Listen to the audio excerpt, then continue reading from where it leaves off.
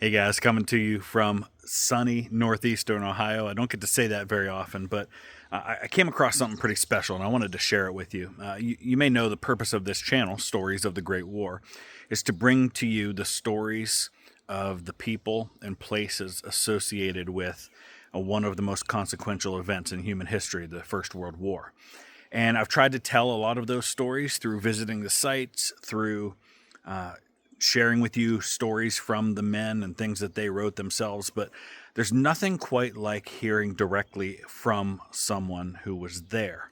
Now, unfortunately, all of the people who participated in that war are no longer with us, but I came across this amazing interview from 1988 with an Irish soldier describing in incredible detail exactly what the experience was like of serving on the Western Front. So without any commentary on my part, I just want to present it to you. I would love to hear your thoughts. How come you went into the British Army anyway when you were... Well, I had an elder brother. There was five of us, actually. Five brothers. We all served in the 1914-18 war. And the eldest fella, he was a long-headed guy, you know. When we'd be reading Hans Andersen's fairy tales, he'd be reading the Hans-Worth History of the World. And he was always on about what a wonderful world was out there, and see the world and all this kind of thing, see? Well, the only way we could see the world was if somebody else, Spence, joined the army. He finished up, he was Battery Sergeant Major B Battery, the Royal Canadian Horse Artillery. Joe, he was second eldest brother, he was a machine gunner in the Irish Guards.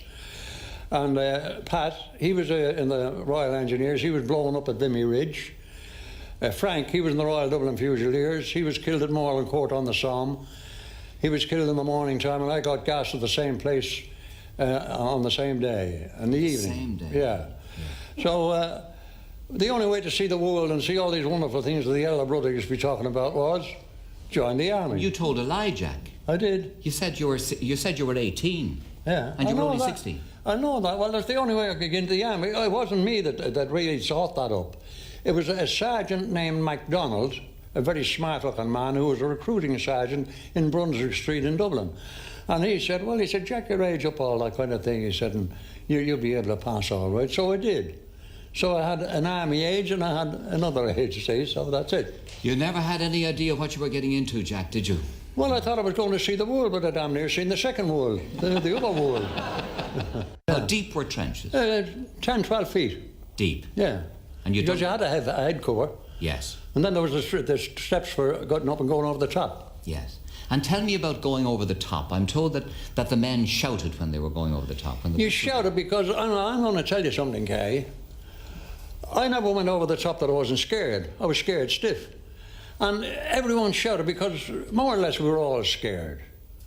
And you shouted because it kind of helped you. Yeah. See? And you shouted all the way until you got into action. And they were shooting at you all the time? Oh, yeah. So the shells were bursting, the bullets were flying, you hear the whine of the bullets and the bursting of the shell and all that kind of thing. And how bad was it? Tell me about the wet and the smell. Look, yeah, I am an old contemptible, as you know. I'm the only one in Ireland. The 1940, let me say this much, Gay. I think myself, it's my opinion, that the British Army that went overseas in August 1914 was up till then the finest army the world has ever seen. Surely we proved it in 1914 and the winter of 1914-15. Huh? We weren't living actually in the sense of the word. It was just punishment. Can you imagine yourself standing out there in all kind of weather, hail, rain, frost and snow? Any bit of food you got, you ate it, mind you, that's another thing. If you had a bit of food you were saving for a rainy day, the only safe place for it was in your stomach. There's the rats that find it no matter where you put one. What with the lice eating the flesh off the live ones and the rats scourging themselves on the bodies of the dead, it was a lovely, real happy time, wasn't it? And how far away would the bodies of the dead be from where? They'd be all around you. You see, as the lads got killed, you couldn't bury them right away because if you tried to try and bury them right away, that was an easy target for the jerrys and you'd finish up one of them. So you had to wait until the proper time when you had the real chance of saving your life to bury them. And meanwhile, they lay there... They lay there for weeks sometime. Don't know, it could be a friend of yours, it could be a relative of yours, the rats gorging them. And you standing there looking at them through a loophole, standing on the fire step. I tell you, it was just sheer punishment. There's a lot of people don't know it, but we went hungry in the early days, the early days trench warfare. Yeah. Now, of course, from Mons on to the Somme until the Yane, it was all open warfare. See? But you went hungry in the trenches. We went hungry. Now, it wasn't through any fault of our supply columns. I'll tell you how it happened. If, in the evening time, the shelling wasn't too heavy, we could hear the transport behind the German lines, you know, moving around and coming up with the supplies for the trenches and the rations for the lads, see? And, of course, they could hear ours. Well, it seemed to be that it was a signal for the artillery on both sides to open up and blow them off the roads. Too damned often they were successful, with the result at 9 or 10 o'clock at night, the word had come along, sorry lads, no rations tonight, transport couldn't get through. Well, I think that actually died away by mutual consent, because if the lads in the trenches couldn't get food and they couldn't get the munition and supplies they wanted, what was going to happen? And it gradually died out, and after that, supplies was pretty regular. So you didn't shell their supply trains and they didn't shell yours? No, it died out. Because what were you going to do with the men in the trenches if they couldn't get food or couldn't get the equipment? Yes. And did the rats attack you in the trenches where you were? That was one thing, Gay, you come to mention that we had to be very careful of, not to leave any wounded out. Get the wounded in, get them in somewhere where they could be, because the rats have been known to attack helpless wounded. They could be alive, but the rats would attack them. As a matter of fact, there was one night, we were out of the line at the time, and we were in an old loft. And a young lad I knew very well, he was lying alongside me this night sleeping. He woke up and he was shouting he'd been bit. Well, we lit a bit of candle, and right enough, a rat had taken a piece out of his cheek. So we put a force field dressing on, and the morning time you seen the doctor. Now it just shows you how poisonous they were. In 2 days' time, that young lad was dead, and his head and neck and that had swelled up and gone black. So it just shows you the poison in the rat bite. I often wondered how many Tommies really got killed by rat bite. Because they were millions. There were millions. Now, that's something I'd like to tell you, Kay. I got gassed when my brother got killed the same day on the Somme, up in Marlincourt on the Somme. Well, I think I went grey-haired overnight worrying would I be permanently blind. I'll tell you how I got gassed in the first instance. We were on a working party this day, see, bringing stuff up to the line and that. And Jerry twigged us and he put over a shell barge. Now, there was no gas around. I had my gas mask on, hung over my right shoulder, and the gas mask was down here on my left hip. And during the barge, I got a smack in the hip. It was a real hard one because it knocked me into a trench hole about 6 feet away. But right away, I had my pants down to see where I was wounded. But I wasn't wounded, no blood or anything like that, see. Never gave it a thought. Carried on that day. And now that night, there was a bunch of us in an old, disused German gun emplacement. Because we'd driven the Germans back, you see. And an officer came along, he said, hey lads, he said, there's 10 or 12 men out there, he said, wounded. Go out and bring them in. So of course right away we went out to get the wounded in.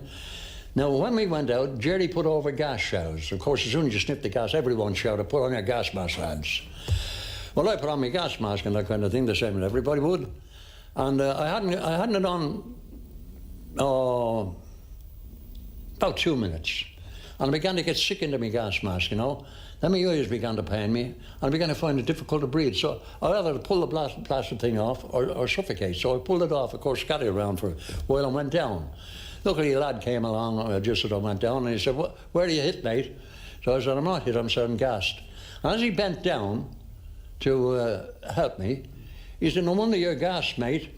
He said, there's a big piece of German shell in the metal container of your gas mask. That's what hit me early on the day. That's what hit you. So, of course, God, I never felt so bad. Oh, my eyes, my throat, everything like that. Well, anyway, another lad came along between them that took me down to the casualty clearance station. It was only just a little way down the reserve trenches. Now, I remember the medical officer coming on there and taking my particulars from my identity disc. But I must have been unconscious for a long time because I don't remember anything else until I was in the 2nd Canadian General Hospital down at Leith Freeport. That was right down on the coast. And I said, where am I? And somebody said, you're in the 2nd Canadian General Hospital at Leith Freeport, see? Well, I must have been unconscious all that time. And it took days for me to come to the front line right down there. Well, anyway, there was a medical officer came to see me, so he said, how long have you been out here? So I said, since August 1914, sir. So he said, where do you come from? So I said, Marlincourt on the Somme. No, he said, I don't mean where you come, where's your home? I said, my parents live in Dublin. Well, I remember nothing after that, but I was getting shaken around a bit, and I asked where I was, and a man's voice said, you're at the North Wall in Dublin. Well, now, I'd come all the way from the 2nd Canadian General and been put on a Red Cross convoy and all that to Dublin. So I must have been unconscious all that time. Until you got back to Dublin. But anyway, I finished up in a hospital in Dublin Castle. It was a private hospital. And looking back on it now, Jack, it was all senseless, wasn't it? Or do you think it was senseless? What's your attitude to it now? Well, my attitude to it now, now how is this for loyalty? In 1915, when things began to get good, you know, we were getting reinforcements out and things like that, you see, those of us who had been out for months got a 7 days leave. That was 7 days leave from the time we left the trenches until you returned to the trenches. Now, how is this for loyalty? Of all the lads in the unit that got that 7 days leave, I was one of them. Every one of them was back within the 7 days. There wasn't one deserted, although they had every opportunity to desert. That's loyalty. To your pals. That's loyalty to your oath. To your oath. And to your pals. And you never thought of deserting or anything like that, or making a run for it? Never entered my head, and I don't suppose it entered anybody else's head. And do you ever think now of the Germans that you shot, Jack? Did that what? Do you ever think of the Germans you shot now? No, certainly not. What do you think? It was dead. Kill or be killed. You killed them or they killed you, one or the other. What the hell? It was just a game. War is war, Gay. You kill or be killed. No, you've no remorse for anything like that. You were just in it up to your ears and that was it? You were just doing what you took the oath to do. Without favour, affection, malice or ill will. Huh? Nothing personal? Oh, boy, no, nothing.